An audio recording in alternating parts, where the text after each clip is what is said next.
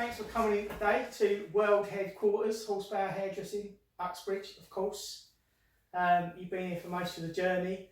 Can you tell us a little bit about what you do? Obviously I know, but what do you do? What do I do? Well, what's your gig? I'm a Renaissance man, my friend. It says it on my Instagram. Right. So it's kind of hard to define what I do, but for the person looking in from the outside, it would be that I am a martial arts instructor. I run a team, run a gym, teach mixed martial arts, jiu-jitsu, wrestling, catch wrestling. Yeah, so I run a team, run a gym. That's what I've been doing for the last 15-ish, maybe more. I'd lose track of space and time. But yeah, you could say I was a martial arts instructor, but obviously as a business owner or someone who's running, who's self-employed, running their own gig, then there's many facets to that. But yeah, essentially I am a martial arts instructor. You have to wear many hats. Yeah. Yeah? Many.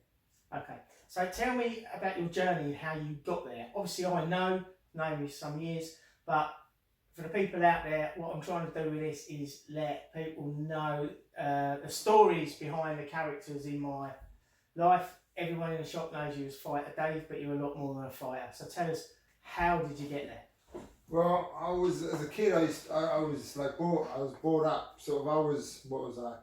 So 9 years, my sister's older than me.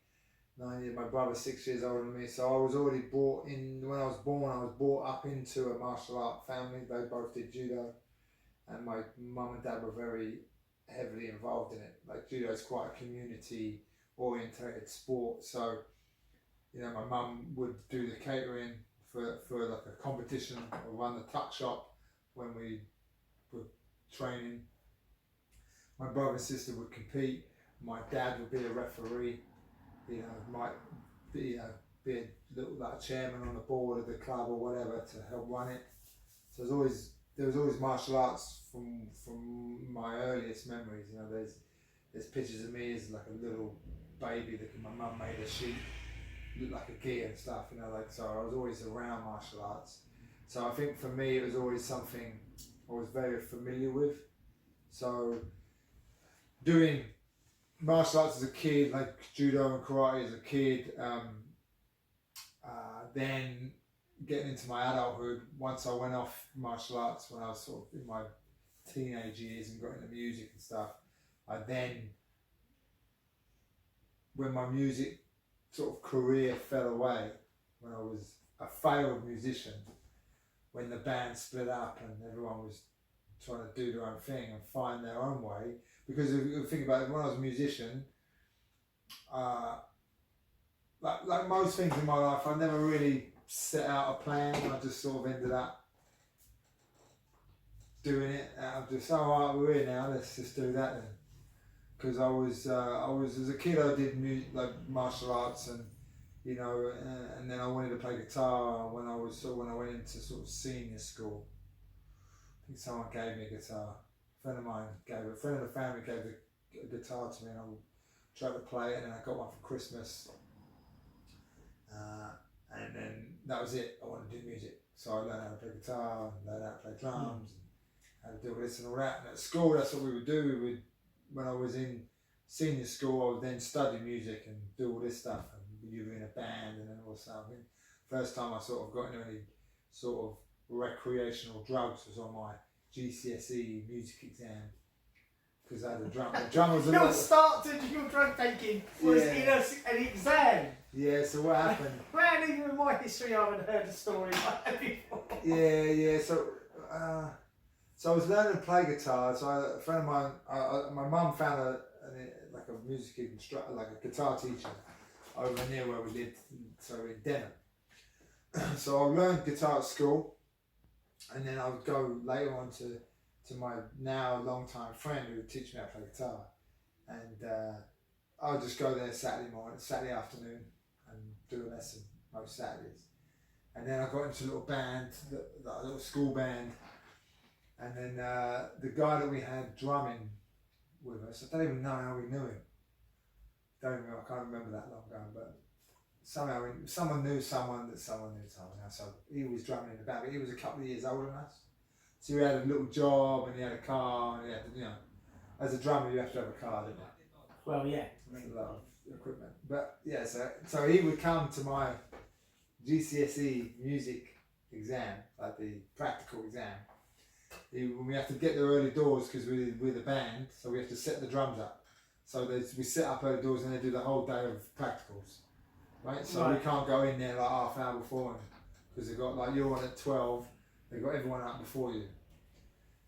So we went in the morning, set the band situation up, the drums and the guitars and everything, amps, and then left. We went on till the afternoon, my slot, so I had like a solo piece to do at one point and then the band piece to do at another point, yeah, so we had a bit of time to kill. So we end up going down the park or whatever and smoking my first joint. I mean, so, what a great idea. Yeah, it did go well. I think I was supposed to. I think they told me I was going to. They wanted me. I think I was alright. So they said I'd probably get an A or a B in music, and I ended up getting like a D. Right. Because of stoned. Well, what happened really is I don't know if you know the song "Little Wing" by Jimi Hendrix. It's quite an intricate guitar song. There's lots of stuff going on. So, but I learned it through you, sort of like through my teacher teaching it. I watch and I do it. Then I do it like this. I'd watch and do it, and then listen to it and do it. So I never really learned it from reading music. So I didn't have the music for it. So I had to find the music. I think I might have bought there used to be a music shop here in Uxbridge. You know, this little arcade bit. I remember that. Yeah. The arcade, yeah. So I remember buying this book from there, Jimi Hendrix music book, but it was a song book. It wasn't like the actual music. It was like the chords of the music. So it's very basic music form. So if I give it to you and you knew music, you would see a chord. So it'd be like da da da, and then maybe the melody of the song of the vocal, not all this stuff, right? So you're expecting like a very basic thing that I'm going to play. Yeah, I'll play this and I'm stunned. So the examiner's like, well, start trying to stop me. I'm sitting on the amp so I can't hear him. So I'm just sitting there going, and he's like, what the? And he goes, mate, you stop. This isn't what's written.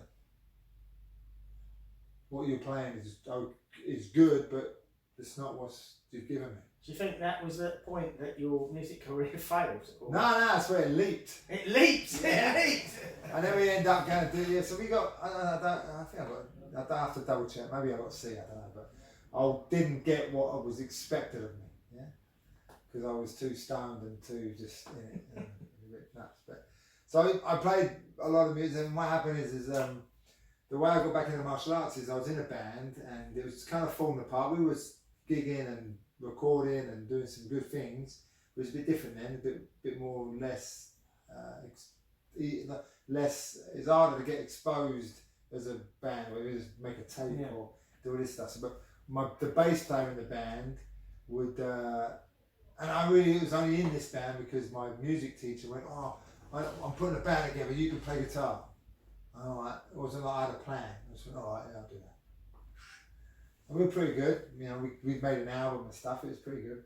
And then the bass player, it all went sideways because we couldn't get we got like a production deal, but we couldn't get a record deal because labels didn't like our management who owned the studios. And it was all complicated. So it went pretty far then. Well, it went touching distance. Yeah. And then, and I was only young. This is between like 16 and 18.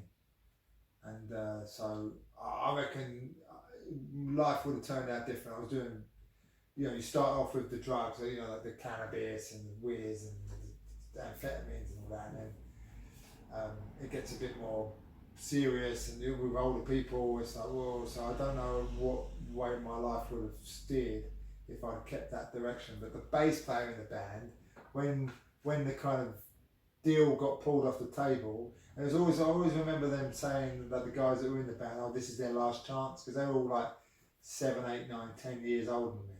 Right. So there's the last chance to make it. And you'll be alright because you're young. I'm like, that didn't, alright. So it didn't really resonate what that meant. And then turns out the bass player started to train in karate, but where I used to go as a kid, which intrigued me. So I then went with him to a class. Can I just interrupt you there a moment? Sort of reverse back here a little bit, right? There's something just coming into my head. That your music teacher was in the band. No. Oh, sorry. I thought. Yeah, no, he was. No, the music. So he my takes guitar drugs as well. My guitar teacher, yeah, of course he does, yeah. Yeah, okay. Oh mate, he was mate. He's off his nut. Not the examiner from the exam. Oh, no, not like the school teacher. No, that's right. No, not like the the private. Yeah, when a school teacher. He probably needed to teaching you, but there you go. Yeah, no, he went in the curriculum. It was extra curriculum teaching. It's outside. Yeah, he wouldn't get no job in there. No, he wasn't the school teacher.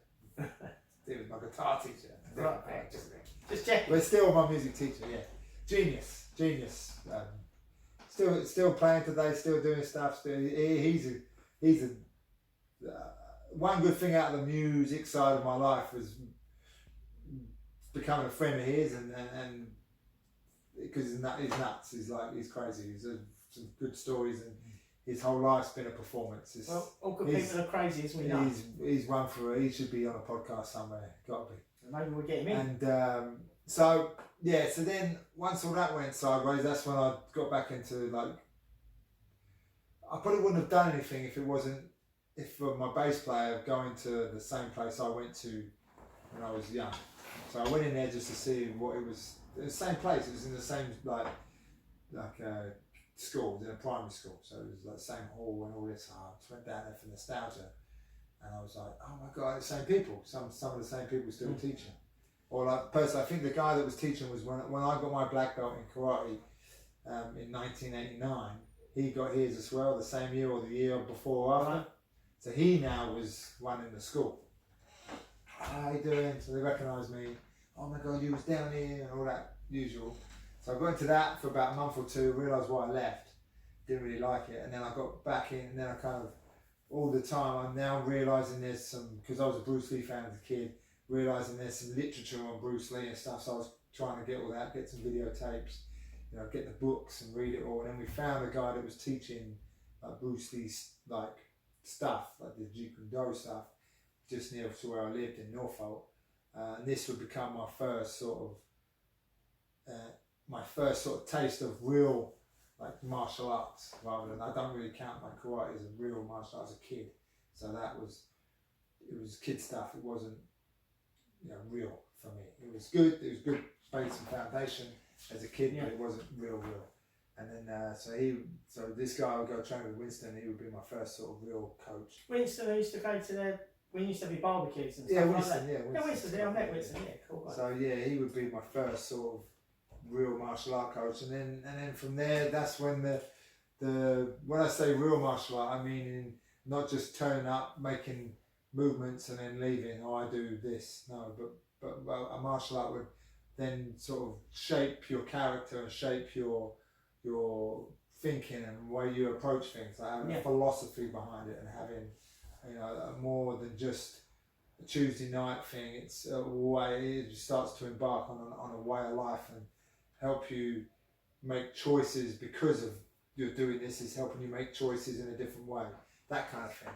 So that's when I got back into it, and then again, it was nothing like, right, this is the plan. I'm gonna go now. Now I'm gonna be a martial art guy. No, I just sort of went along, had a look, and then it just sort of things would change. Like you said, I'd have barbecue, and I'd have my friend Martin, who's my guitar teacher, who was in the band with me. He'd go, dude, why you stopped playing? You gotta come and be the drummer in the band. And I'm like, nah man, I'm into this. He goes, no, but you're a good musician, you should do that. I said, yeah, but I want to put my energy into this. I've got to do it 100%, otherwise I feel like I need to. So not that I could probably juggle it, but I want to put my energy into this. I'm really into it. oh, okay, and then that's kind of what I did. I just had jobs so that I could fund what I was doing, and I ended up becoming like trying to, instead of having, because what I used to do is just have loads of jobs, and then sack it off because I had to go do a gig somewhere, and then that was the main focus, was being a musician. So now I wasn't really doing that. I wasn't gigging at the weekend, but now I was training at the weekends. I was getting, doing my training in the week or whatever at different places, and then at the weekend I go maybe do a seminar somewhere around the country, go attend extra training. So it's similar to being a musician. You're training all the time, like you would rehearse. So you're always perfecting the craft. You're training your skills, and then it become a point where I was like, I really want a job that would make more sense. So I then become a personal trainer, like gym instructor, personal trainer. I would do the courses. I did like 2-year course or a year course in gym instructor and personal training, and then that's like the first job I had that I actually wanted. So through training my martial art, it kind of gave me a bit more of a journey to do something that I wanted to do, because I did many jobs. Like the last job I did before as personal trainer was sticking up billboard posters. I tell people I was in advertising, which I was. An advertising executive. I was you would say. front line. An excellent front line, mate. You would Front line. cutting edge. Quite literally. No, Cutting it edge wasn't. is in. No? Pasting. Pasting edges, yeah.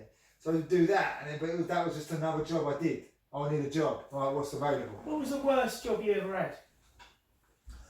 Yeah. Besides teaching me. No, I think the hardest job I had, my first job, was like doing landscape gardening. What, physically or? Yeah, physically. I come home one my first day and couldn't move. Because I was my first job, my dad, because I left school at like 16 or whatever, 15, in 1994. Old boy now then. I got. Anyway, 1994, and then what would happen is my dad, like, he working class guy, he was a postman at the time, and he was like, well, you need to get a job. I'm like, oh, alright, yeah, sure. Well, it wasn't really like, no, I'm not getting a job. It was, oh, that's what you did, if you got a job. So I was waiting, and I got a job. He got me in the post office, right? He got me in the post office, and it was like I had to wait for like a couple of months for the intake or whatever. It's a bit like the army or whatever. They had a date that you could sign up for. So I was waiting on that. So they go, well, you ain't just doing nothing. You can. One of my customers on his rounds is a landscape gardener. I'll have a chat with him and I'll get you a job. So that's what I did. Landscape gardening, cutting grass and laying turf and all that. And I remember coming home, sitting on a beanbag, just couldn't move. Like one full day of physical labour done me, So I did that for a little bit, and then I became a postman. And most jobs, if I was alright at the job or I liked it, it was alright. I've only ever held for 2 years. I was a postman for 2 years, and I think I was a postman for 2 years, and I worked in a gym for 2 years. Between the rest of the years, I was just moving about. temping agencies, or just fucking switching jobs, getting sacked, whatever, left, boom, boom, boom. And there's a lot of freedom in working like that, isn't there? It's alright when you're young, and you just, You've only got yourself to keep, haven't you? Yeah, well, it's alright. And then, but I'm always, I've always say I'm unemployable, but I'm a visionary. That's what you're going to stand. So I was the original pioneer of the one delivery in the post office. Yeah. So tell us about. So what would happen is I would be working in the Ruislip depot for Royal Mail, and this is where my dad worked. And I butt heads with the management. I was still playing music then. I'd come in with different colour hair or whatever, long and it was like 4 or 5 o'clock in the morning start. It's early doors. So I'd go do my deliveries, go back home sort of 1 o'clock, and then I'm on my time, so I'll be playing guitar, recording till God knows when, and then coming in tired, maybe on some amphetamines. It's a little, I was to say, it can be a little bit hard You're getting up that early. Yeah, I had Maybe being stoned all supplements. night. Used to supplement my day, you know, with like amphetamines. So, because that was just cheaper, wasn't it? Cheaper than like a cocaine binge. It was. Well, you couldn't afford it then, could you? Yeah, it was. So it was a little bit like a bit of speed, keep going, and then. So of course I'll take the delivery. So then I got moved to Uxbridge. I worked at Uxbridge Depot delivering mail, and then I remember I used to have an old 1969 Mark II Cortina. Bet you wish you still had it now. My second car that was. I bought that for £800. 1600 Gold. Gold. Wooden dash, black interior, sweet car. Caught fire that did. Good car. I loved it, and so I had this car. So and what happened? I would go like deliver mail, and I'd be like, what would I be doing? I'd be doing like recording, whatever, and then I'd be like falling asleep. I'd take the delivery, and the first delivery, you used to have 2 deliveries. I explained this to a kid at the gym the other day, he was a postman. He didn't even know there was a second delivery. That's just there buying it. He didn't even know, right? So I said, well, you said first delivery, first and second class. So first delivery I'd take out and I'd put it in the car and I'd go off and do it, but I'd fall asleep at some point, I was tired, and wake up, I'll finish the delivery, get back to the depot a little late, and then throw off the second delivery, which is like the first delivery would be like 3 or 4 bags of mail, and the second delivery might be a bundle of mail. Right. Never even the bag, but you might have like 2 letters to deliver on that road, 3 on that road. It'd be minor. So of course I sleep that in the car, wouldn't I? I mean, technically it's breaking the law, keeping or withholding Her Majesty's mail or whatever, but it won't go to her address. But I would just keep it. Do you think she checks up personally when people have done that? So I would leave that in the car, and then the next day I'll just slot it in to the first delivery, right? You are. So I got the sack for that. Yeah. How did they find it? Well, because I was just falling asleep, and I was coming back late, so they could tell what was going on. So I got the sack for that, right? And then later on down the line, someone's had a thought, haven't they? They've had a vision. They've gone, oh, this is a good idea, even though they knew it was mine. And they scrapped the second delivery, and they only have 1 delivery now. Do you feel and like... I've got no credit for that whatsoever. So I was saying, do you feel like you should be rewarded? Well, I mean, the management got like a bonus for that, you know what I mean? So I got the sack from that, and then I went on, and before I was doing a bit of, then I got sacked from there, and then I was just doing different jobs.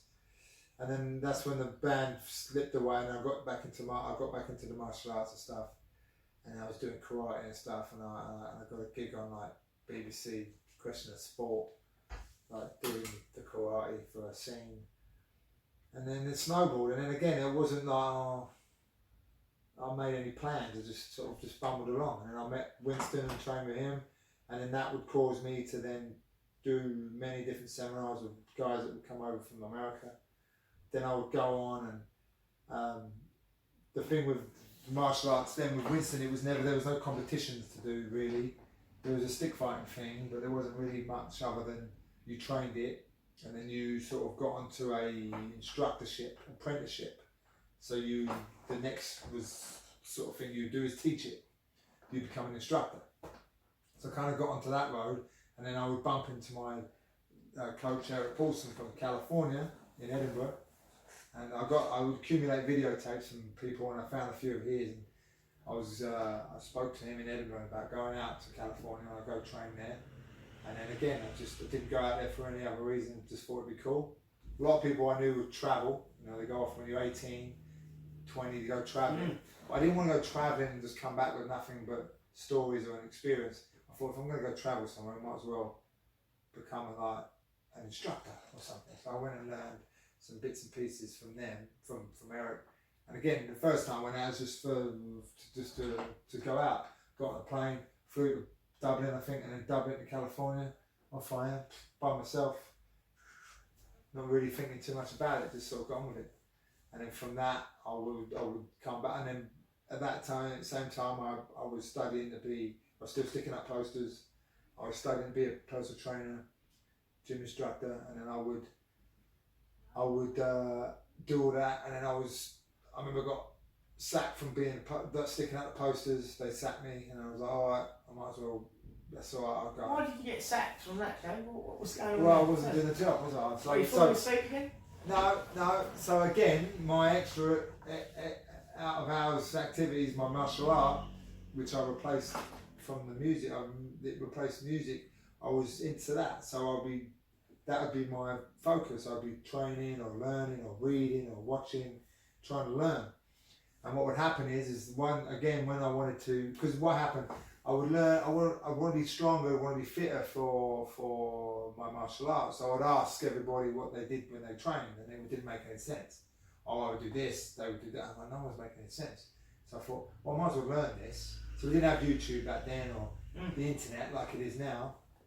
So I enrolled in a course in the college, a gym instructor course and a personal training course. So if I'm going to learn it, I might as well not just read a book and know it, I might as well get qualified. Right. So I would then do that at Uxbridge College. But one of the days for the gym instructor course, they put the mature students in with the kids that were studying it during the day, like part of their sports studies. So the Tuesday morning, 9 o'clock was our time. So what I'd have to do, where I'd stick post-its up, it was in Park Royal. So I'd go there and get my week's work, all the posters, and then go and do them. But some weeks, that Tuesday's work, I'd be in the classroom. So then I'd come out at 12. So I just sort of missed a few here and there, and then the company moved to Malden, like over in Wimbledon way. I think Wimbledon, maybe. So it was an hour away, a 45-minute drive. So then those Tuesdays I had to go get work. I'd have to drive all the way over there, come all the way back for 9. Right. Do the schoolwork and then come out and I'm like, oh, I can't be asked. So, and then back then is when the digital camera was coming around. Didn't have cameras on your phone. So you had one dude that would work for him that would go around trying to snap pictures because there's no evidence otherwise, is there? Oh, you didn't stick the poster up. Yeah, I did. No, I didn't. Yeah, I did. No, I didn't. Yeah, I did. Unless we all go there and go, oh no, yeah, that one I didn't do. Because you didn't have any proof. So well, then they started taking pictures. Oh, you didn't put it up. I went, oh, no, you're right. And I passed my exams by now as a qualified personal trainer and gym instructor. And so I figured, right, let's go do that. And then I ended up getting a job here in Uxbridge, my first job in a gym, Hines Place. It was here, we're not there now. It's closed now. Yeah, it's all done. Gym's gone, boarded up. Yeah, I see that. But yeah, so I got my first job there. I was there for 2 years and then I moved to another gym in Stockley, the Virgin Active that was there at the time. And then I started training people from my house. That's sort of how I wanted to do. Yeah. And then what would happen is I was kind of there for a month, I think, officially, unofficially a week, something like that. Or officially a week, unofficially a month. And then one day my uniform just didn't fit in my bag, and I went, you know what, yeah, I'll have that. I'll just do my own shit. And from then I just done my own thing. Because I was earning like 15 quid an hour there at the gym, or I could earn 30 quid at my own gym. And I didn't have to be there in the morning, in the afternoon, and in the evening. I could slot it. And then that would work better for me because then I would slot it around my training. And now I could train when I wanted and do personal training clients in between it all. So it would wrap. Do you still train people personally now, or is it more of a class? I do here and there. I've got a few people that I train on a one-to-one basis, but mostly it's I run a fight team and a whole gym of people. So is it all fight based now? Pretty much, yeah, it's all MMA and jiu-jitsu based. Because you know, when I first started training you, it was in the back of my parents' house. Yeah. In the garden, I had a 20-foot by 15-foot shed, and I would mat it out and just train people. That's some good times there. It's good. I enjoyed that. So yeah, that's kind of how I met you, really, through a friend of a friend, you wanted to train, you wanted to get off the Battenberg. There was a lot of The Battenberg. Battenberg. Still is a bit now, to be fair. Battenberg breakfast. The Battenberg breakfast, yeah. And that's it. And then yeah, so that's how we sort of met. Yeah. I think I met you actually at the first time I actually met you. I think was at the Ace Cath. It was. I remember. Before a fight of mine. I think we was there just before a fight. I think we went there sort of after a weigh-in, or it was on the day of the fight or something like this. We was on our way to I'm pretty sure it was a day or it was. Yeah, I remember. Was it like? I always remember you had a bottle of Voss. I've never seen it before. Yeah. You know, the weird bottles. Yeah. Yeah. It was just like a tube, really. I think there's a picture of that somewhere, because it was the what's his name, the paramedic, your man. Andy. Rue. Yeah. Rue was there. Yeah, he was there. I think you had your bike. I'll tell you what. I don't know if it was that time, but you had your bike there, and I think who's the mate you had with the Indian? Chris. He was there. I think he might have been. You two were like had your bikes there. I think. I can remember what day it was, but I won't say what that was. Yeah, that ended up in a. But yeah, I think that's the first time I met you. Yeah. Good situation, but yeah, that's where I met you. Yeah, I remember that. Yeah, good day. But yeah, so what I do is very. There's a multitude of things. Really. So just as we wrap up, Dave, tell us where we can find you. Should we want to go and train with you, or you told me today that you've got other people that teach for you in more than one location. Is that correct? Yeah, we got a few things going on. I mean, you can find us on Instagram, Team Crossface on Instagram. I mean, just put Team Crossface into Google and my website and everything will pop up.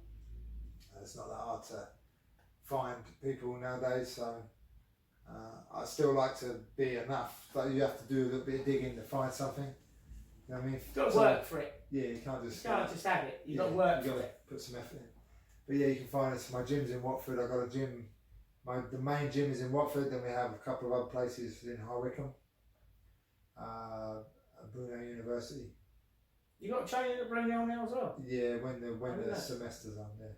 Okay. Who's teaching down there? I've got a guy, Jag Singh, teaches down there. I've got a guy, Martin Hudson, teaches over in High Wycombe at Titans Gym, and then I've got a guy, Reece Stocker, that teaches over in Loudwater at Wild Training Centre. What else we got? I think that's it. Yeah. NRG, yeah, and I'm at the NRG gym in Watford. Okay. But, so and that's everyone welcome there? Everyone. So if you've never done it before, yeah, everyone's welcome. I mean, again, it's like I just described to you with the martial art. It's not just for like. I mean, what we do with MMA and Jiu-Jitsu and Muay Thai and stuff is they are all sports and people do compete in them. We have guys competing at quite a high level in those sports. But again, the roots of that is a martial art, and that's available for everyone. And the majority of the people at my gym are just everyday people, just doing something to keep themselves moving and fit, and hopefully it helps them like it helped me, where it helps you make decisions, makes you. Yeah. I mean, I think I put on a Facebook, like you put your cover, like the cover picture, help making. Because sometimes you put like we create, like the slogan of the gym is we create champions. You know, and then they might go, we create champions in life, something like that. But I put, we make higher level human beings. That's nice. What we do. Yeah. That's what I do. Because if you think about it, the martial art makes you, even if you just come in on a Wednesday or Tuesday night or whatever, and you just switch off for an hour. You're not worried about your bills. You know, other stresses out in your life. You just switch off and do something, takes your mind away, because it's like a meditation. Like I have a T-shirt that my friend made. It's called Violent Meditation. Violent yeah. meditation. Because it's like riding a bike. Same thing. When you're in it, you can't think of like. Well, you can, but you tend not to. Like a lot of people use motorcycle riding as a bit of a meditation because they're just riding. But you can sit on that bike and, I've got this to do, I've got that to do, I've got this to do. But you can also just get in there and ride. It's the same thing when we're training. You can just you get into that what they call a flow state, and you can just like whatever you do, like when the time goes so quickly, you forget. Oh my God, it's 3 hours. You get into a flow state, and you feel better. You've switched off. You've just not concentrated on everything. You're just concentrating on one thing. I think that helps a lot of people. Like, I've got guys that are,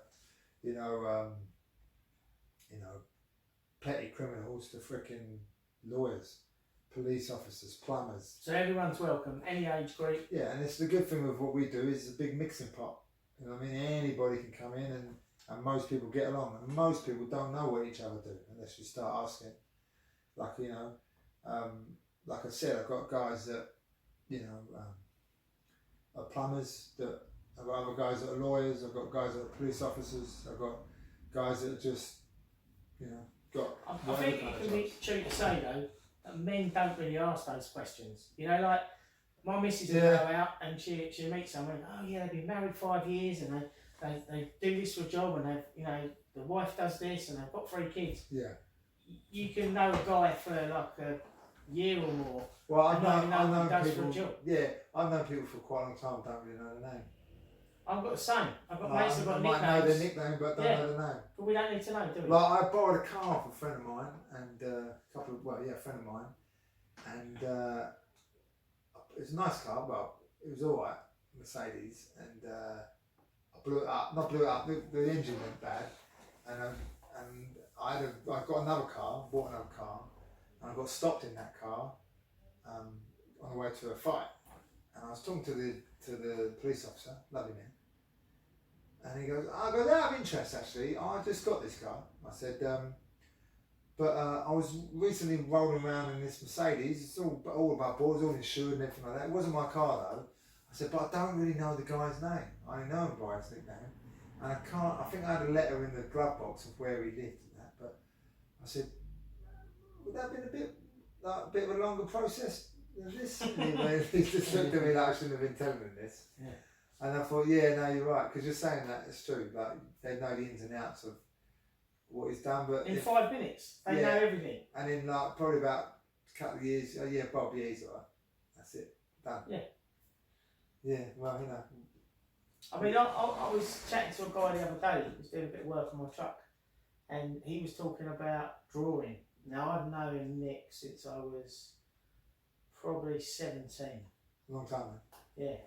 Yeah, I mean, obviously only been 30, He's never once mentioned that he's into drawing, and he's got drawings that he hasn't finished and he's going to finish one day. Not proper, nice pencil drawings. Yeah. I never knew that.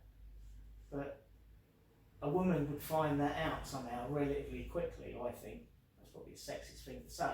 Well, there are some people, I don't know. I mean, I had a kid at the gym the other day. He's like, oh, I've got to leave, I'm going to uni.